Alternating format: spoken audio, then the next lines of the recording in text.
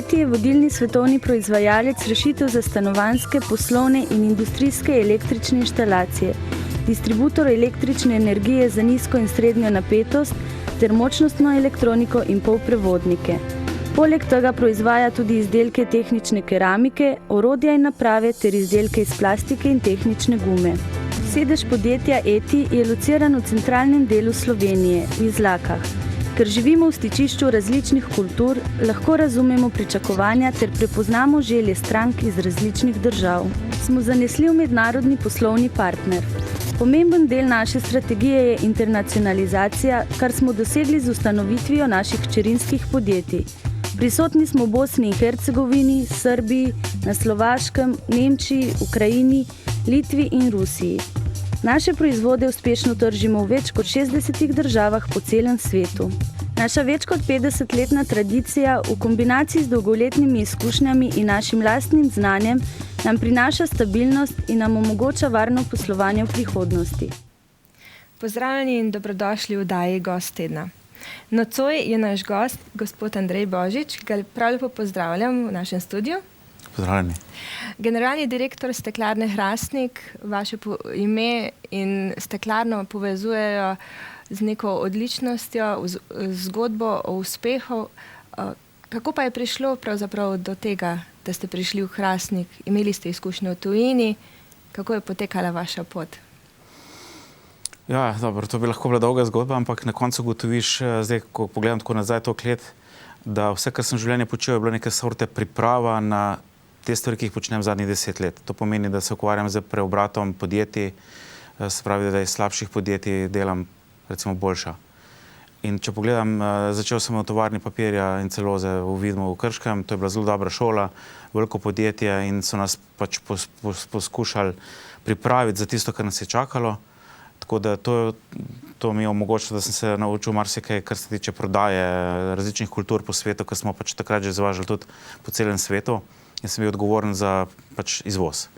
No in potem je šla pač zgodba naprej, sem recimo v mestu tudi potem delal za tujo skupino, ki se ukvarjala s proizvodno papirja, tudi avstrijsko, in smo takrat obdelovali področje Jugoslavije, sem se naučil, kaj je to trgovina, distribucija, grosist, malo prodaja.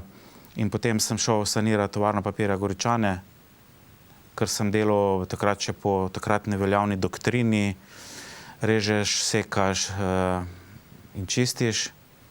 In sem takrat pač, to je bilo pa omenjeno, zato ker je bilo pa res prelomno, ugotovil po 2 letih, da podjetje več nikamor ne gre, da smo naredili hitre učinke, smo se očistili, smo postali uspešni finančno, ampak začelo je podjetje stagnirati. Jaz sem bil pa v predinfarktnem stanju, to pomeni, da nekaj ni štimalo.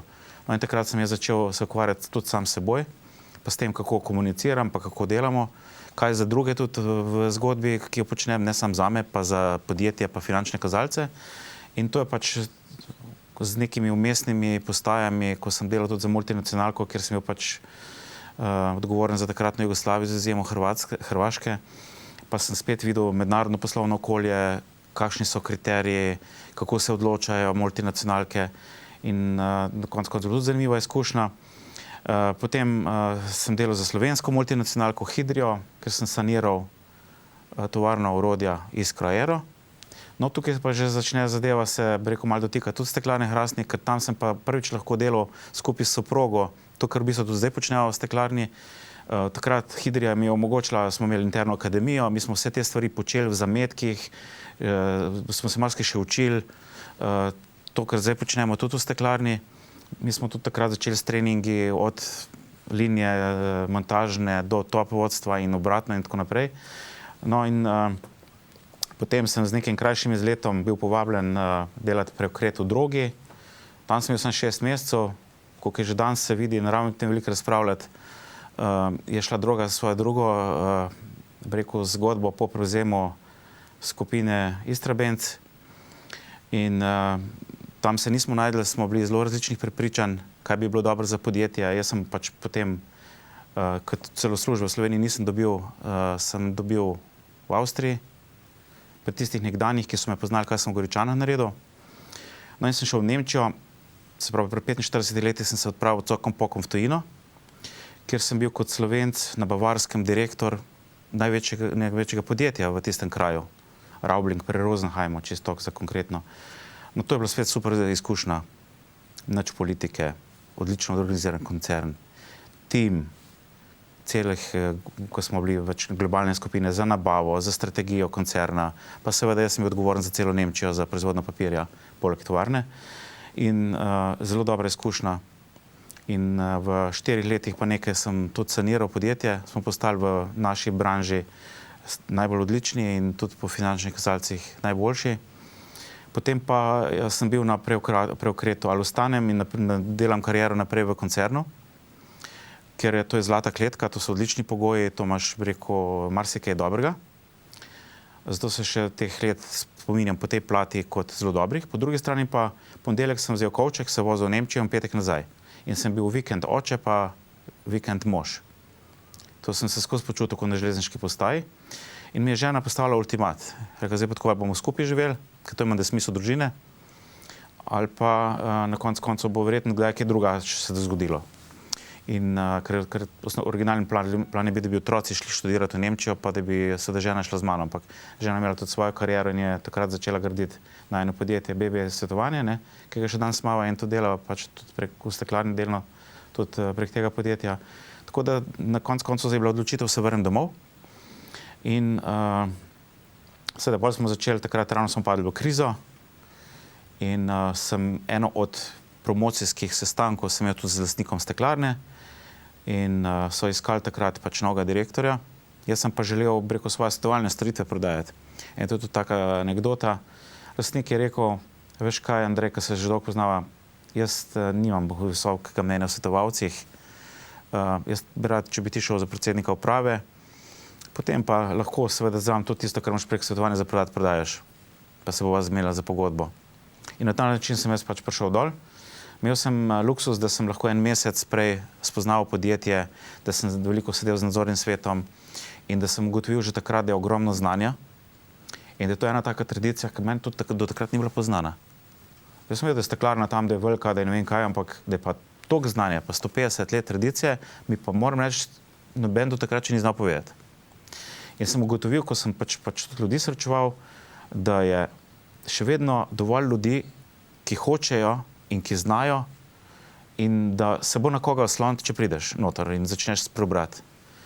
Po drugi strani je pa jasno, firma je bila že na nek način nekaj let v stagnaciji ali pa v krizi in če se ne bi nič naredili, verjetno bi bila v 6 do 12 mesecih v stečaju. Tako kot še marsikatero podjetje, ker potem, ko začneš se pogovarjati o reprogramih z bankami in kreditov, potem seveda bi bila pot sem navzdol.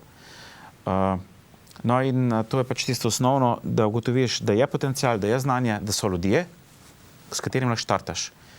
In vedno delajo ljudje na vrhu razliko. Najprej se jih mora nabrati na vrhu vsaj tistih 2-3%, ki imajo ambicijo, pa imajo znanje. In potem seveda smo se tega pač lotili in to je pa pač zdaj že zgodba spet dolga, ne?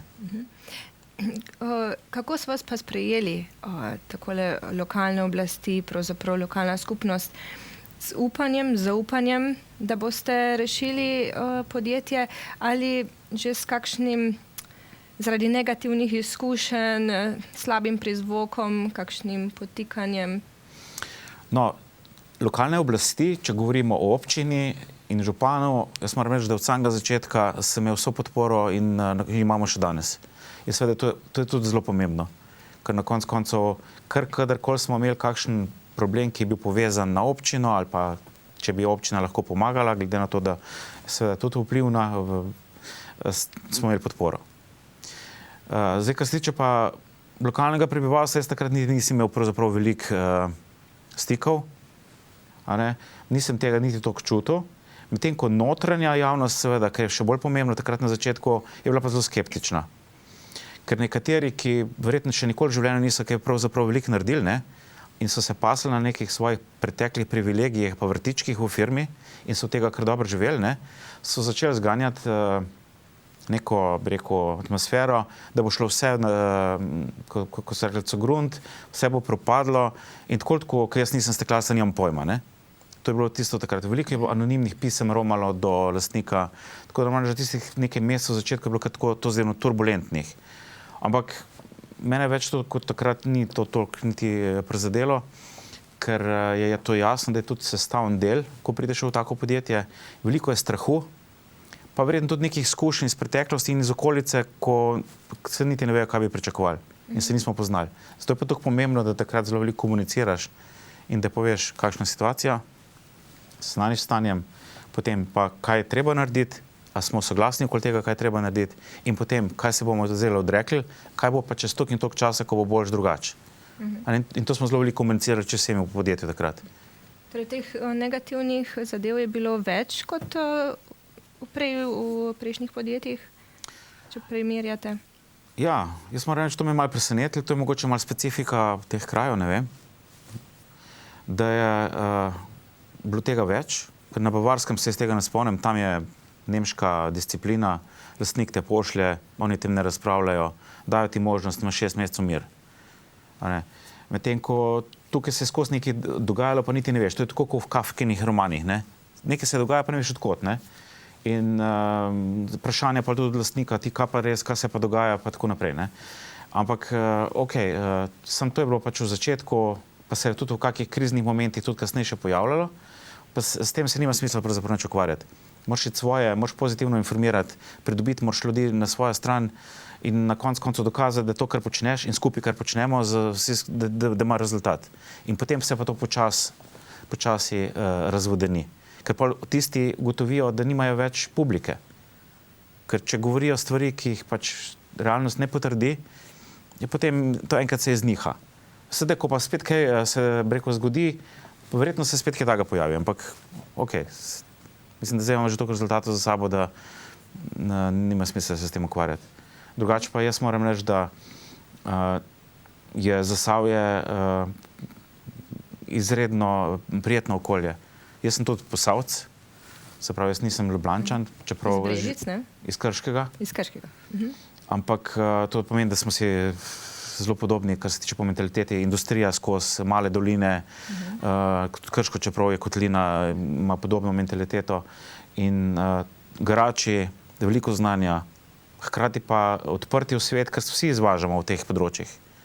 Tako da jaz mislim, da je to eno takih zdravih jeder Slovenije, ko mogoče v teh časih nekih informacijskih tehnologij, pa bank, pa vrednostnih papirjev in finančnih mahinacij, ne, smo ostali na tleh. In vemo, da pač rabimo za kruh trdo garati, a vemo pa tudi, da moramo zato imeti veliko znanja, ne? Ker ni dosti sam garati pa žulje imeti, treba imeti žulje na možgani, ne na rokah. Ne?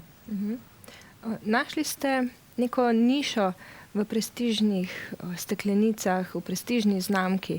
Kako ste se obrnili na trg, da imate zdaj kar precejšen oziroma pretežen del izvoza, ne?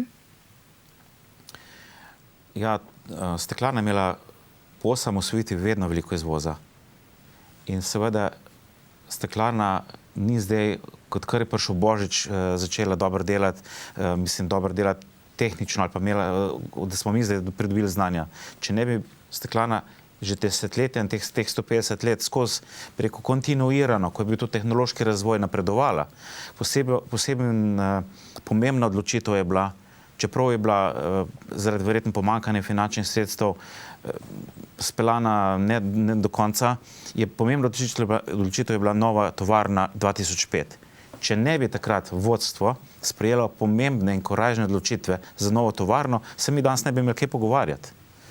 In to je bil takrat ogromen preskok za steklarno, ker je pač tisti del nekih steklenic, ki se je že delal, pa tudi znanja, se je seveda še dogradil, dobilo se je nove projekte in ko sem jaz že prišel, sta bile vsaj 2-3 projekti za nastavek, ki so kazali na ogromno znanje v tovarni, ampak ni dovolj samo nekaj dobro delati. Je bilo treba nadgraditi. To treba nadgraditi, pa treba biti samozavesten, pa treba to znati tudi prodati. Ker če si ti razprodan, pa te vsi hvalijo, pa trepljajo po ramenih, da si dober, po drugi strani imaš pa zgubo, potem nekaj ni v redu, ne? Jaz mislim, da kar smo se mi začeli ukvarjati s tem, je, zakaj kupec kupuje od nas, koliko je pripravljen za to plačati, ali je lahko pripravljen več plačati, kaj je, če mu mi neko dodatno uslugo naredimo, to vredno za njega, koliko lahko mu dodatno zaračunamo. V bistvu smo te stvari počeli, domačo nalogo smo delali.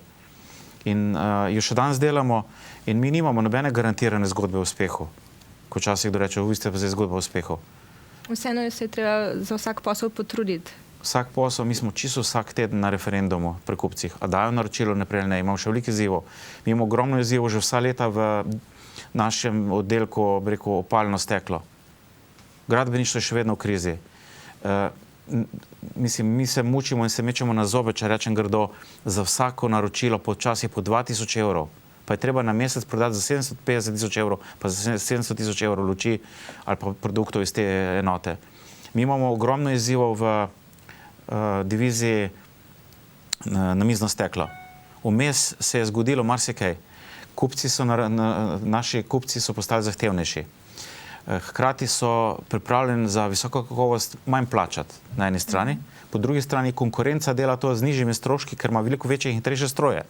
Seveda tukaj imamo mi še zelo veliki izziv, smo ravno zdaj v fazi prestrukturiranja še dodatnega, da bomo en del te proizvodnje namenili tudi proizvodnji steklenic, pa parfumskih stekleničk, pa kozmetičnih, en del v Vitrumu, en del pa seveda še bolj fokusirano ponujali tistim kupcem, ki so pa pripravljeni plačati za našo kakovost. Tako kot smo v Angliji, recimo te maloprodajne verige, ki prodajajo visoko kakovost, v Ameriki gremo zdaj na pomemben sejem v Chicago v marcu, potem računam, da se bo končno odprla nam Japonska in da bomo začeli tudi v sosednjih deželah še bolj napadati te maloprodajne verige, ki pač cenijo kakovost.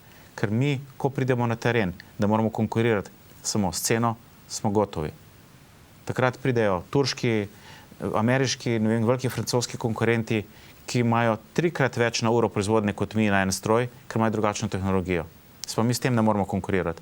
Mi smo zdaj ravno v prehodu, zelo velike izzivov s tem, je pa res, da sem ponosen na to, da smo v teh letih imeli eno vrednoto in to je ohranjanje delovnih mest. In smo skupaj z lastnikom se takrat dogovorili, da imamo časa nekaj, da rešujemo ta delovna mesta. Včasih smo obrcani od strani, rekel, uradnih institucij, ko imajo neke podporne mehanizme za gospodarstvo, pa rečejo, se vi niste nič na novo zaposlovali. Ne, nismo, ampak mi smo ohranili od 700 delovnih mest, bi jih lahko 400 zmanjšali, če bi delali po logiki, da pač tam, kar je profitabilno, se ne obdrži. Da so pač delavci strošek, ne? Ja, da so delavci strošek, ne pa da so lahko investicija in da imamo toliko potencijala noter, da bomo s tem kaj naredili. In smo se zdaj 4 leta se mučimo in smo lansko leto prvič imeli Opal in Vitrum po dolgih letih tudi z dobičkom. Pa imamo zdaj spet, pa imamo še zmeraj veliko izzivov. In zato mi je veliko, da smo v tej dolini ohranili vsaj 400 delovnih mest, ki bi drugače propadla. Ampak imamo še vedno izzive s tem. Po drugi strani pa, da na koncu ima teh 700 ljudi boljše delovne pogoje, čeprav niso idealni, pa tudi boljše prihodke kot takrat. In na koncu je pol ob tem, da smo seveda, da so se ljudje upokojevali, da smo pa vseeno zaposlili na novo 120 mlajših, da smo se pomladili za 5 let v povprečju in da postajamo počasi tudi priložnost za mlajše generacije za službo. In te delavci skrbite za to, da radi hodijo v službo. Delo je pravzaprav v takšnih pogojih, da nudi izzive. Pravzaprav imate tudi certifikat družini prijazno podjetje. Izpolnjevali ste, kot ste prej v najnem klepetu dejali, določene točke že pred izdajo certifikata. Ja, mi smo procesna industrija, tako kot papirna industrija ali pa jeklarska, na primer. To pomeni, pač naši stroji in peči delajo non-stop, tega marsikdo ne razume in ko peč zaženeš, upaš, računaš in si vse naredil, da bo delala vse 10-12 let. To pomeni, da je, a je to Božič, a je to novo leto, a je to praznik ali nedelja, pač se skozi se kaj dogaja. In je edini način, da je podjetje uspešno, da je večina ljudi prizadevnih, motiviranih in da ima dovolj znanja za to, kar dela. To pa pomeni, da moraš vse narediti, da se bomo vsi skupaj dobro počutili in da bomo res, ker se to mogoče včasih komu hecno sliši, ena velika družina. In zato tudi ta certifikat je pač, mora biti posledica, ne cilj.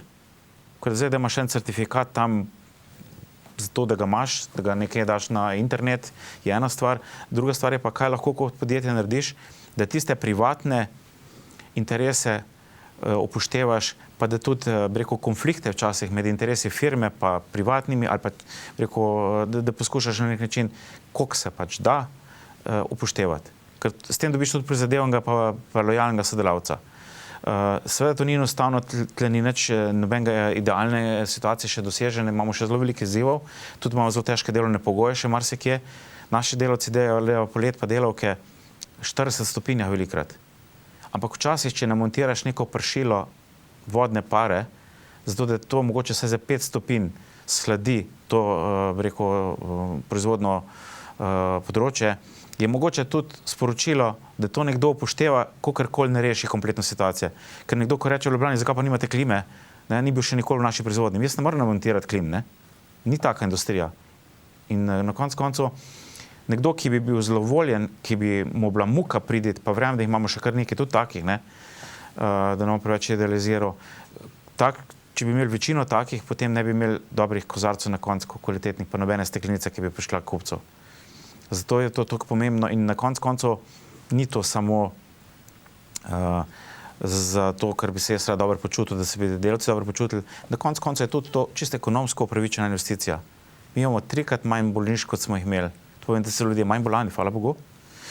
Da imamo fluktuacijo, imamo veliko manjšo, ker pač ljudje ne odhajajo več, razen manjši nekateri. Se pravi, da postajamo bolj zaželen delodajalec, da na koncu je delovno mesto bolj varno, kot je bilo. In jaz mislim, da je to varnost v tem trenutku zelo pomembna, da naši zaposleni verjamejo, da nam bo vse skupaj uspevalo še tudi naprej in da potem na koncu tudi svoje privatne stvari lažje načrtujejo. In jaz sem vesel, ko na parkingu opažam, da se pojavljajo zdaj že zadnjo leto, 2, vedno več novih privatnih avtomobilov, ki si jih naši sodelavci kupujejo. Pa je to mogoče banalen primer. En sodelavci celo prišel pa rekel, bomo 3-4 leta bomo zdržali, bomo. Še tako v tistih letih, ko je bilo še mogoče to teže verjeti.Sko bomo? Prav, veš kaj, avto, če načrtujem kup, pa na kredito vzel. Hočem reči, da to pomeni, da je zaupanje. Da vejo, da imajo tisto varnost, da si lahko privoščijo kaj več kot prej. Ja. In to najbrž veliko pomeni. Ja, mislim, da koncu, ko je ob 2 zjutraj nekdo sam, ali pa jih je mogoče 25 v eni enoti, ki delajo takrat, na koncu, če niso sklenjen tim, če se ne trudijo za to, da bo res dober produkt prišel ven zjutraj ob 6, nekaj v roke vzeti podpeljati na kamionu. Lani, to je 2014, ste imeli pa tudi kar zahtevno leto, v katerem ste skoraj 9 milijonov vreden remont speljali. Ja, mi smo res že 2 leti, 2013 in 2014 zelo intenzivni. V bistvu prej smo se 3 leta pripravljali na to, da bomo sposobni investirati. Prvič smo čistili procese, dokazali smo lastniku, da zmoremo. Ker tudi lastnik je imel 2013 kar precej domišljije, mi pa 6-krat pri njemu sestanke, 6-krat smo šli na popravni izpit domov, da smo ga prepričali takrat, ker je bilo zelo ključno, da smo v Vitromu obnovili peč. V Vitromu, če ne bi šli v investicijo takrat, bi zdaj seveda ta Vitrom že stal. In Vitrom je bil takrat 1,5 milijona izgube. In mi smo želeli od lastnika 8 milijonov vložka. Se pravi, zato je bilo takrat tako pomembno. Smo ga prepričali, da ko bomo to naredili, da bomo seveda lahko bili profitabilni. To smo potem leto 2014 tudi uresničili. Tako da smo seveda dobili potem zeleno luč tudi za novo investicijo, ki je bila pa seveda lažje se dalo prepričati lastnika, ker Special je že kar nekaj let zdaj v dobičku kot enota, ne? In tako da smo lani naredili še kompletno prenovo tovarne steklenic in sicer peč dvignili kapaciteto, v obeh enotah pa skozi vsa ta leta zelo veliko vlagamo v okolje.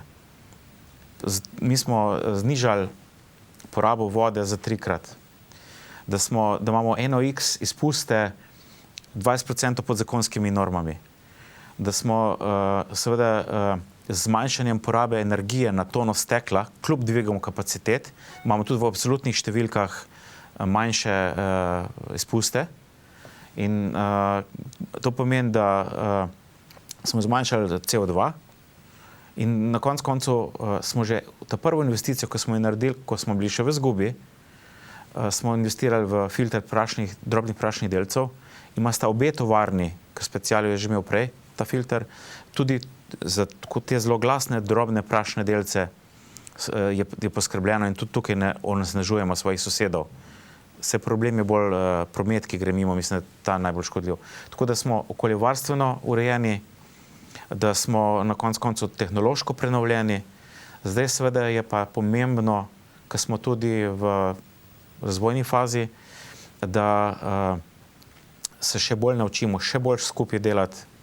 Zato zdaj imamo prenovo procesov, investiramo v določene programe, ki nam bodo omogočali še prej diagnosticirati težave, ne vem, za vzdrževanje, za energetsko učinkovitost, za učinkovitost strojev, za lažje planiranje, za boljši pregled prodaje. Ne vem, kaj vse zdaj delamo tudi na teh orodjih, da bojo pač naši vodje tudi orodja imeli boljša, da bojo hitreje prišli do tistih informacij, ki jih potrebujejo. In seveda zelo veliko se bomo zdaj, smo se lani in se bomo še letos ukvarjali še več z tem, kako skupaj delamo, kako komuniciramo in kakšni so, bi rekel, speči konflikti med nami, da jih čistimo med sabo, da si odnose izboljšamo, ker to nam bo dalo tisti zagon za naslednjo fazo, ker zdaj mi gremo v prenovo celostne grafične podobe. Mi imamo novo blagovno, bomo imeli drugačno celostno podobo, drugačen logotip. Skratka, tudi s tem bi radi pokazali svežino in to bo letos nekje čez 2-3 mesece tudi prišlo ven, ker tudi način trženja, kot sem rekel prej, spreminjamo. Gremo bolj v niše, pri steklenicah smo že eden od dveh na svetu, ko smo v niši, ker oskrbujemo najbolj zahtevne kupce. Recimo, zdaj smo prodali 5 milijonov steklenic za luksuzno vodo na Kitajsko, je bilo ravno zdaj prejšnji teden launch, ko pravijo. In to je en čudovit projekt izpod vulkana, zelo dobra voda in seveda Kitajska velika. Začetek je s 5 milijoni steklenic na leto, ne? Potem pa kje bo ta projekt končal, bomo videli. Mi dobavljamo najelitnejšim vodkam Stoličnaja, Belvedere, Kristal vodka v obliki lobanje in kakorkoli. In smo tukaj eno nišo našli, ki jo je trg želel, pa ni bilo nobenega tega ponudnika, se pravi, le manjši proizvajalec, neodvisen, ni v velikih koncernih. Zato je tudi nujno, da dvigamo kapacitete. Mi zdaj razmišljamo 2016, da bomo projektirali novo steklarno. Upam, da bomo zgradili 2017. Če nimaš sanj, če nimaš vizije, tudi ne dosežeš. Čeprav imamo dovolj še zdaj z zdajšnjimi kapacitetami izzivov. Bi bila na isti lokaciji? Ja, na isti lokaciji bo težko, ker ni prostora. Blizu je kar utesnjeno, ne, ta dolina.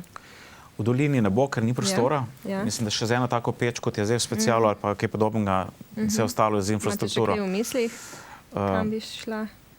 V mislih imamo marsikaj, ne. Po eni strani bi bilo zelo dobro, če bi bilo to nekje blizu, kjer pač potem lažje stvari kontroliraš, lažje, bi rekel, strokovnjaki šolajo nove ekipe. To je ena plat zgodbe, ne. Po drugi strani je pa tako, da Slovenija postaja izrazito neprijazna do take industrije, kot smo mi. In kot smo že tudi v preteklih tednih bili zelo kritični vsi skupaj, ki delamo v takih industrijah. Ne vem, a se vlada odločila, da bo to industrijo izgnala iz te države, ne potrebuje, noče imeti industrije, ali želi, da ostanemo. To govorimo o papirništvu, o kemični industriji, o jeklarski industriji, steklarstvu, pa verjetno še o čem. Kljub temu, da imate razne čistilne naprave, se trudite za okolje? Ja, mi ugotavljamo, da se dajatve za okolje se vsako leto dvigujejo, da to ni enako, kot je pri naših evropskih konkurentih, kaj šele po svetu. Nobena od teh industrij, katere omenjam, mi ne želimo biti onesnaževalci narave. Mi se zavedamo, da je zelo pomembno, da ne onesnažujemo in da seveda okolje spoštujemo. To je zdaj pri nas za Steklarno Hrastnik celo že prodajni argument. Po drugi strani je pa dejstvo, da porabljamo na tono energijo, zato da delamo te materiale. Ampak steklo je okolju prijazen material. Prvič kurimo plin, drugič je topimo pesek, iz tega delamo material, ki se lahko neskončnokrat reciklira. To pomeni proti vsem tistim vrečkam po naših parkih in gozdovih, po morjih, plastike in raznih papirjev okoli, ko na koncu, če bi šli spet nazaj na klasično embalažo, stekleno, verjetno bi tudi okolju naredili več koristi, kot pa to, kar zdaj počnemo. Tako da, kar se tega tiče, jaz mislim, da nismo okolju škodljivi, pa neprijazni, čeprav smo energetsko intenzivni. Po drugi strani pa se treba zavedati, da vse te industrije, ki jih omenjam, zahtevajo zelo veliko znanja. Mi ne delamo samo na koncu nek kozarc ali pa steklenico, pa je že s tem ogromno na koncu znanja. Ampak imamo vmes veliko znanja, elektronikov, elektrikov, električarjev, hidravlikov, strojnikov, projektantov, konstrukterjev, statikov in ne vem, kaj vse živo. Če nimamo sami, rabimo druge. Sodelujemo z inštitutom Jožef Stefan, sodelujemo s Kemijskim inštitutom, sodelujemo z univerzami. Samo mi, ko smo relativno malo podjetja in vsa ta podjetja, pomeni, da ta znanja potrebujemo in zato ti diplomanti, ki prihajajo ven, morajo kam iti v službo, oziroma univerze imajo svoj smisel. Drugače ga pa ne bojo imeli, če bomo samo natakari, pa bomo samo kuhari. Pa vsem spoštovanjem teh poklicov, ki jih zelo cenim. Posebno tisti, ki so špice. Ampak verjetno to ni cilj. Tako da se bomo morali odločiti, kaj hočemo v tej državi, postaviti neke strategije, potem pa postaviti neke pogoje, pa jih držati vsaj 5-10 let. Ker v industriji investicije mi speljamo za eno peč vsaj 10 let. Se pravi, mi smo zdaj investirali 2 peči, naslednjih 10 let bomo na tej lokaciji. Če bomo le imeli dobiček. Ko se bojo naslednje investicijske odločitve sprejemale, a ne pa verjetno, da takrat mene ne bo več zraven, je rekel vprašljivo, če bi se ti trendi nadaljevali, če bo to še ostalo. To so pretnje. Pa to včasih politik reče, da grozim. Jaz nič ne grozim, nimam nobenega namena, nobenem groziti, to je slabo. Ampak samo mislim, da sem dolžan povedati informacije, da ne bo kdo rekel, da nismo rekli. Zato smo se nekateri direktorji zdaj odločili, da se organiziramo, nas je 30 podjetij energetsko intenzivnih, ki tudi preko zbornice to intenzivno komuniciramo. In če so steklarne zaželjene v Nemčiji, Franciji, Poljski, Švici, Italiji in da ne govorim še kje, potem ne vem, zakaj ne bi mogle biti v Sloveniji. Tovarne papirja ravno tako, pa na koncu tudi cementarne in še kaj. Ker to je vse industrija, ki jo potrebujemo, ker stavbe so narejene s cementom tudi. Knjiga mora biti natiskana na papirju, še, čeprav je lahko tudi elektronska. Hočem reči, da to so industrije, ki so pač verjetno vsakem gospodarstvu potrebne. In Nemčija zato ni padla v krizo, ker je imela industrijo, ki je lahko izvažala. Upate, da bo dovolj posluha strani države, da ne bo pravzaprav bremenila vašega uspeha oziroma vas kaznovala za to, da stojite, da ste obstali in da greste naprej? Upanje umre zadnje. Glede na zadnje 3 vlade in na to, kar se tudi trenutno dogaja, pa dajmo se presenetiti, ne vem, če imam veliko argumentov za upanje.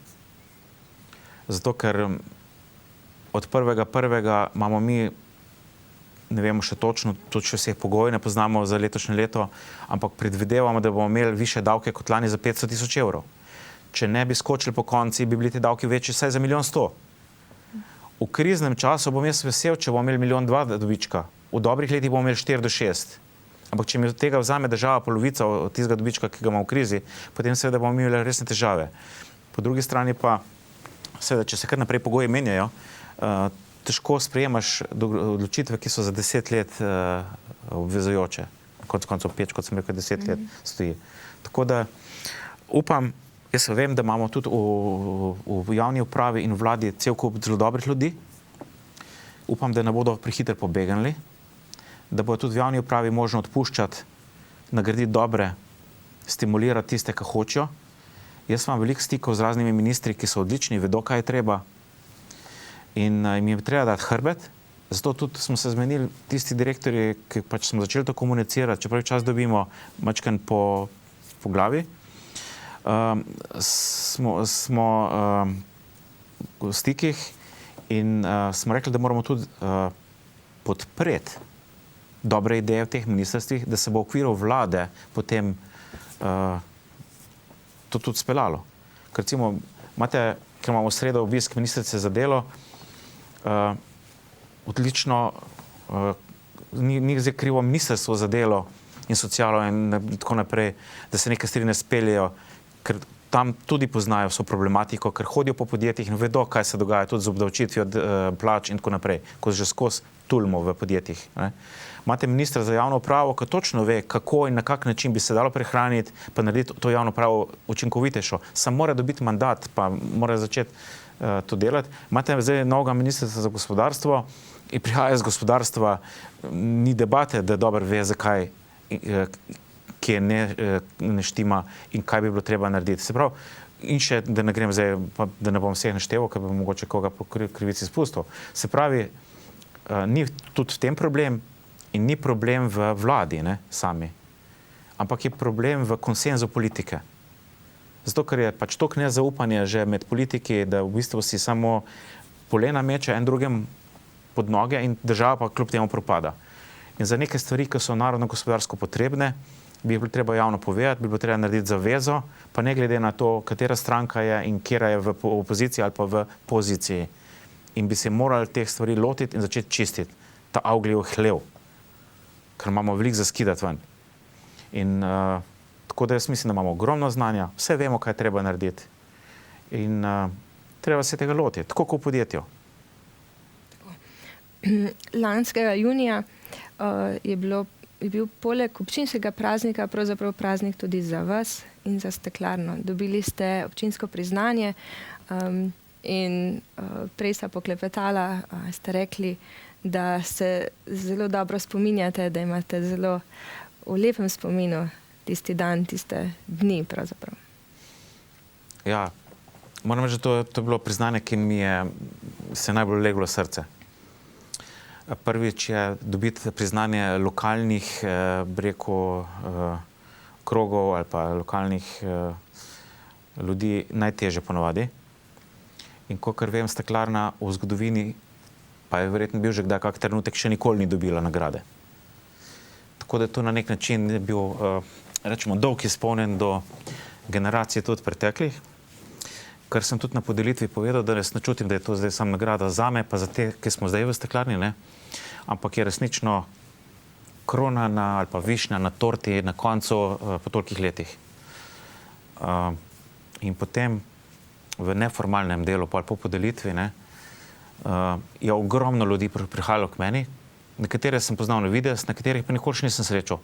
In sem zvedel, da so delali v steklarni, da so bili pred 30 leti v steklarni, pred 20 leti v steklarni, kje so delali, kaj so počeli, in so bili vsi ganjeni in solzami so prihajali in so bili vsi, rekel, če ne druga, navdušeni, da smo to prejeli in so s tem so oni čutili tudi sebi, da so nekaj prispevali k temu. In so. In to je bil lansko leto zame nekaj, kar se mi je najbolj se dotaknilo. In jaz sem res ponosen, da smo to dobili. Pa še za konec bi vas rada vprašala. Ste imeli časa za počitek, takole čez praznike, oziroma koliko časa imate, da popolnoma izklopite in čemu se takrat lahko posvetite? Dobro, zame je to, kar počnem, ali pa počnemo oba z soprogo, je to poslanstvo. Zame to ni služba. To pomeni, da jaz težko ločim med tem, kaj je pa privatno, pa izključim, pa potem kaj pa službeno. V bistvu... Ampak vas to ne bremeni? Ne, ker to je meni, mislim, če je poslanstvo, je to strast. Meni je to nekaj, kar me izpolnjuje in kar delam z veseljem. Seveda prihajajo trenutki, ko se vprašaš, a je to vredno, a je res vredno tega, kar počneš, ali ampak je, ne? Drugače tega ne bi počel. Ampak normalno je, da imaš, spon impacija, kar se tega tiče. Po drugi strani pa seveda ti že samo telo ali pa možgani ti povedo, da je nekaj mogoče preveč in zadnje 2-3 leta so bilo tako intenzivno, da se mi je tudi dogajalo, da sem moral mogoče včasih kak teden kar malo izklopiti in seveda potem midva z ženo oba radova potujeva, takrat se naberava svežino, prideva do najboljših idej, spoznavamo druge kulture in v bistvu ne gledava več nobenih spomenikov pa velikih mest kot takih, po tistem, kaj za videti, ampak sediva, opazujeva ljudi, gledava dobre vzorce, gledava, rekel, dobre primere in v bistvu to iščeva po svetu, ko potujeva. Se pa tukaj se na ta način mečken sprostiva. Drugače, jaz sem, ne vem, strast, jaz rad poslušam, sem hi-fi fan, poslušam rad dobro glasbo in to je tiste pol ure, 3-4 ure, ko si vržeš en CD gor, takrat se tudi lahko z mislimi, rekel, odpeljam kam drugam, od tega, kar drugače počnem, ne. Seveda, veliko zadovoljstva mi dela tudi delo z mladimi. Mi oba tudi soprogo podpiramo start-upe, mlajše, kjerkoli tisti, ki so vredni, da tudi najne izkušnje mogoče saj dava kot primer, pa kaj bo za njih to delovalo, pač kar od tega vzame. To je tudi njihova pravica, ne? Da je to tudi en del, ko te navdušuje. Imamo cel kup zelo talentiranih nečakov, ki jih poskušamo malo pa nečakin podpreti. Na koncu imamo 2 hčeri, ki imata tudi izzive vseh mladih zdaj, kje dobiti zaposlitev, kaj početi v življenju, kako se prebiti, a ne. Poskušava s svojimi izkušnjami pomagati, tudi ni enostavno. Najna ena hči je morala s cokom pokom, ker se tudi tukaj ni videla, je trenutno v Parizu. Ne. Druga se prebija tukaj v Sloveniji v teh takih situacij, tako kot je. Tako da pač to je vse skupaj, kar je ena mešanca. In jaz bi zelo težko odločil, kaj to zdaj je res tisto, ko je privat. Ker jaz ne verjamem v